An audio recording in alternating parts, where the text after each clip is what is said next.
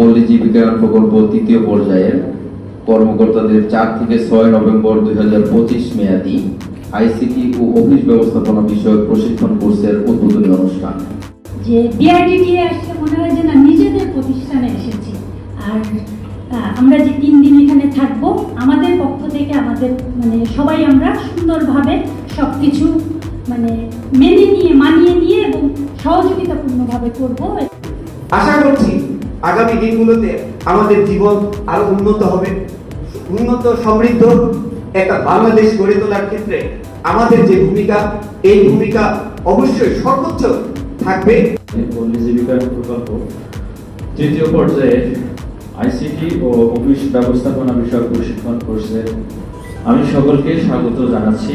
Sir, আমরা এই প্রকল্পটি বাস্তবায়ন করে থাকি স্যার পল্লীর একেবারেই দরিদ্র জনগোষ্ঠীর আর্থসামাজিক উন্নয়নের জন্য, জীবনমান উন্নয়নের জন্য। বিআরডিবি একটা মহৎ কাজ নিয়ে বিআরডিবি সৃষ্টি হয়েছিল।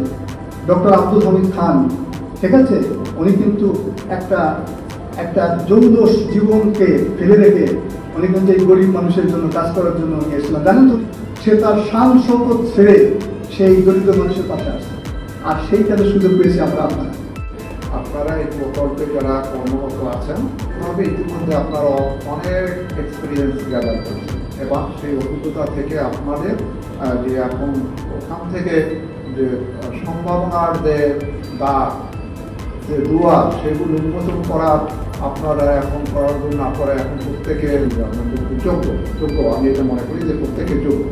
তো সেই বিষয়ে আপনাদের 3 দিন ব্যাপী প্রশিক্ষণ আইসিটি অফিস ব্যবস্থাপনা, এই প্রশিক্ষণে আমি শুভ উদ্বোধন ঘোষণা করি।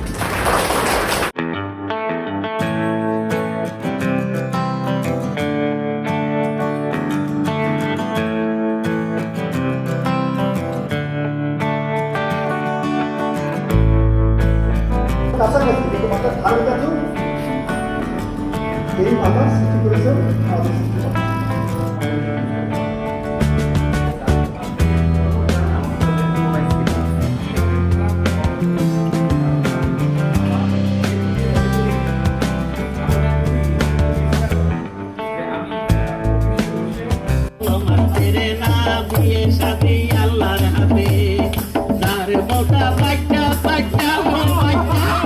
আমরা এত সুন্দর একটা পরিবেশ পেয়েছি, আর অন্য কোনো জায়গায়, আমি অনেক জায়গায় গিয়েছি, অন্য কোনো জায়গায় এত সুন্দর আমাদের এই বিআরডিটিআই এর মতো আমি দেখি নাই।